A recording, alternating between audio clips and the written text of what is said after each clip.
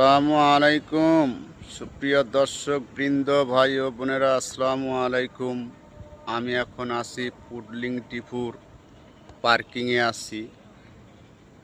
এই পার্কিংয়ে সব ব্যবস্থা আছে, অথচ সিকিউরিটিরা বসারও জায়গা নেই। দেখেন, দাঁড়ায় দাঁড়ায় তাদের ডিউটি। এত বড় মাঠ, কোথাও যদি তারা বসে ডিউটি না করতে পারে, তাহলে এই এত টাকা পয়সা এই মালিক নেবে কোথায়?